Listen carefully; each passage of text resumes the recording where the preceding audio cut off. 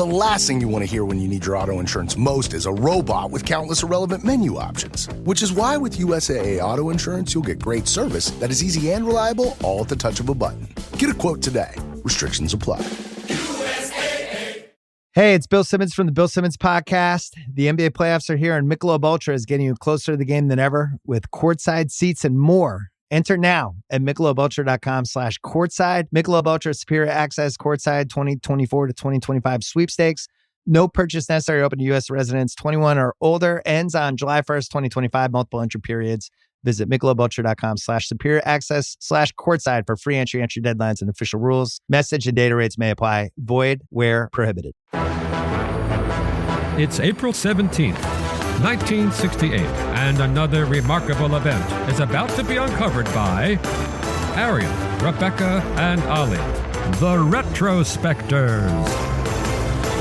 As the old rhyme goes, London Bridge really was falling down when today in history back in 1968, authorities made the not terribly difficult decision to sell it off. After all, by then it wasn't really much to look at, in part because it had been bombed a bit during the war and it was also slowly sinking into the River Thames. But who would want to buy a bridge in such a state? Well, as it turns out, a flamboyant American oil tycoon named Robert P. McCulloch, who later joked to reporters, "I needed the bridge, but even if I didn't, I might have bought it anyway." Yes, it was today in history that London City Council accepted the winning bid of $2.4 million, $2,460,000, to sell London Bridge, the actual London Bridge, brick by brick, and send it over to Arizona, where it still resides to this day in Lake Havasu City. Yeah, and I mean, the kind of person you're describing, indeed, it was McCulloch, was exactly the sort of person that you would imagine would buy a decrepit London Bridge.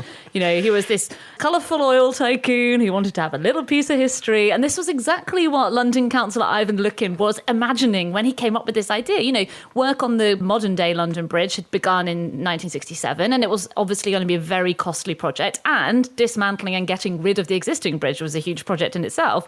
So Luckin had this idea, sell it. And he went to New York on like a publicity tour to market the bridge. He laid it on very thick for the Yanks, it has to be said. He said, "It is the heir to 2,000 years of history going back to the 1st century AD, to the time of Roman Londinium." Yeah, that in response to a question which actually said, but hold on, it's not the one from the nursery rhyme. I mean, that's the funny thing, that there actually have been some good incarnations of London Bridge along the way, specifically the one that was built in around 1209 during the reign of King John. Oh, yeah, good bridge, that one. Good solid bridge. That old medieval one was like the Ponte Vecchio in Florence with like houses and businesses built on top of it. It actually looked really beautiful, but this is just a straight up standard bridge that McCulloch got sent to him, as Olly says, brick by brick, and taken across the oceans to be set up in this new part of Arizona that was really sort of meant to be hinging on the quality of the bridge that McCulloch was bringing across. Yes, but it's all about context, isn't it? You know, yes, this is an unremarkable bridge compared to other bridges in 1960s London. Yes, its age is unremarkable. I mean, it was only 130 years old at this point. I mean, my house is 130 years old. No one cares around here. But if you're building a new city, as you say, in the States, something that's 130 years old with heritage, something which, you know, even if it isn't the classic London Bridge, nonetheless, was in the location of the sole crossing of the Thames until the construction of Putney Bridge in 1729. You can't buy that kind of history. Well, you can on this very rare occasion. So, I mean, you can sort of see from the perspective of Americans trying to build up a tourist attraction in their city, this was a unique opportunity.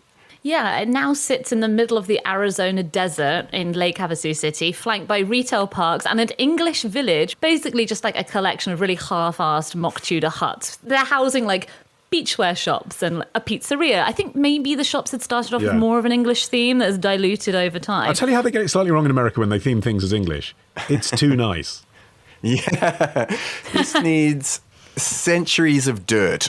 Yeah. that clash is so evident when you look at London Bridge in its, in its current location in Lake Havasu City. If you look in the background, it's got palm trees, it's got desert, you can see mountains behind. And the artificiality is really emphasized by the fact that there was actually no water there during its construction. The town itself is on the Colorado River, but the Colorado River is huge. It's way too wide for the bridge to have spanned it. So it was assembled on dry land, and then afterwards they dug a canal to sort of channel part of the river through, basically severing what's called Pittsburgh Point, and it had been a peninsula. Now it's an island in the Colorado River because of this artificial canal they dug just so that the bridge would have something to go over. Yeah, one Lake Havasu resident, Bobby Holmes, said, most people build bridges to cross a river. McCulloch built a river under a bridge. And that's exactly what he did. He just went out and got this bridge knowing that it was going to be this tourist draw, and then went into the business of constructing this whole waterway to kind of justify the bridge being there in the first place. But compared to the outlay of founding a whole city in the first place, Lake Havasu City is only there at all because he'd purchased thousands of acres of land near Lake Havasu and founded a community there. It's actually small fry, isn't it?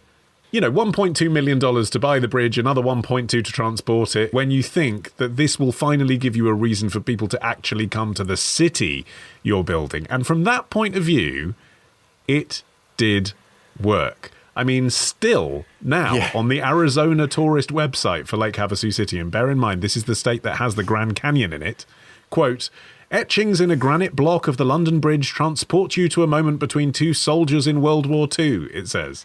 A bit of old graffiti, it would be completely unremarkable in London, is a draw over there. It's still the case. Yeah. And also the way that he inaugurated it was with this mega festival where he had a huge ceremony and skydivers and fireworks and marching bands and hot air balloons. And he had a banquet that served lobster and roast beef, which was the exact same meal that had been served to the king during the bridge's initial unveiling in 1831.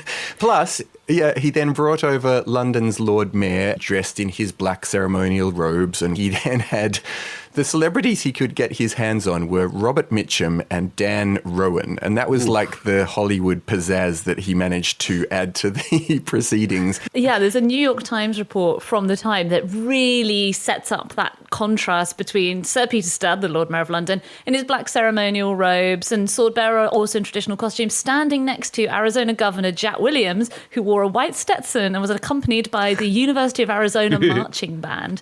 The report describes how they, quote, pulled on a red silk ribbon, they set off a fantastic grab bag of gimmicks, thousands of multicoloured balloons, hundreds of white pigeons, skydivers' rockets, and a hot air balloon dragging a huge papier-mâché dove behind it. I guess that shows that this event was the product of two men who really understood the value of a press stunt. McCulloch, who had built his fortune with a very simple idea, the first one-man chainsaw. That's how he'd made his money.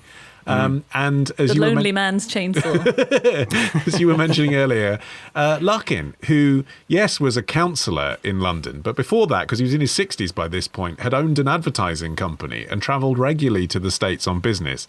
And he understood, when everyone else around him in the City of London had absolute scorn for his idea that he would sell London Bridge, understood that there would be a buyer for it out there. Because he used to be the city editor of the Daily Telegraph. Like, he understood what would make a good story, and it is a great story. It's a good press stunt, this. But even so, according to Travis Elborough, who wrote a book called London Bridge in America, The Tall Story of a Transatlantic Crossing, he wrote that the empire had fallen and America emerged as the new post-war superpower. This idea that Americans could now come over and buy our old bridges or huge chunks of Britain hit a nerve. And you sort of feel this sense that, like, this extravagant wealth that was able to kind of go, well, this is what the price of just getting rid of the thing is going to be. I'll just double that and throw in a bit extra because I'm, like, incredibly wealthy. I don't care. Plus, the UK's sense of its own declining power might have had people back in London not wanting Luckin to be successful on the basis that they'd much rather scrap the bridge than see it go over and opened with a gaudy ceremony featuring double-decker red buses. Yeah, it's Barnum buying Jumbo again, isn't it? Yeah. But don't fall into the trap of thinking that that this savvy businessman somehow was, like, hoodwinked into buying the wrong London Bridge, because that is a myth, isn't it? Which is a really popular myth that I've been told by everyone from, like, cab drivers to, members of my own family had told me before I looked into this, oh, yeah, that's the new London Bridge that was built in the 60s. The one before that was sold to some geezer in America who thought he was buying Tower Bridge. No, Yes. there's no evidence he thought he was buying Tower. There was like you said, there was a press conference, there was a prospectus, there were detailed discussions about logistics. I'm sure he'd seen a picture of it. He didn't think he was buying Tower Bridge. But in Britain, partly because of, I guess, that resentment you were saying, that weariness, that ickiness that people felt about giving it away to this brash American, maybe because of that, there was this rumour that spread all across London that, oh, some idiot from America has bought the wrong bridge. That said, looking at some of the negative TripAdvisor reviews from disappointed visitors... Oh, visitors think it's Tower Bridge. It's very clear Sure, that it's a very easy mistake to make. Yeah. One wrote, I really enjoy, someone has obviously taken the time to, they said, wait a minute, I'm going to calm down before I write my TripAdvisor review, and then choked out the following. I accept that this bridge has some historical interest due to it having been moved from London to Lake Havasu. However, other than that, it is a very ordinary looking bridge. Yeah, mind you, we don't want to paint McCulloch as some sort of business genius whose every single gamble did pay off, because one of his other far-fetched business schemes before his death in 1977 was a helicopter-like gyroplane as a commuter vehicle. But I like didn't it. manage to live that one through. I mean, I like it. I just don't think it's the future of transport necessarily. Tomorrow. Died of a heart attack during a robbery. And then he burst through the coffin and said, "You can't keep me in here for long." Ditch the ads and get a Sunday episode when you join Club Retrospectors. Patreon.com/retrospectors. Hello, Today in History fans. I'm Vas Christodoulou, MD of How To Academy and host of the How To Academy podcast. How To Academy is a home for big thinking, a place where artists, leaders and scholars come together in conversation and debate. We host live shows with some of the most exciting historians around, and there are two I'd love to tell you about right now. This June, William Dalrymple will be on a national tour of the UK, revealing how ancient India became an Asian superpower. And in September, you can catch the author of Empireland, Satnam Sanghera, live in conversation in London, where he'll be revealing how the British Empire continues to this day to influence cultures all over the world. And we have many more exciting guests before then, including Jacinda Ardern, Ben McIntyre, Slavoj Žižek, and Melinda Gates. We even have Mehdi Hassan and Michael Gove going head-to-head on Trump's foreign policy. Find out more at howtoacademy.com.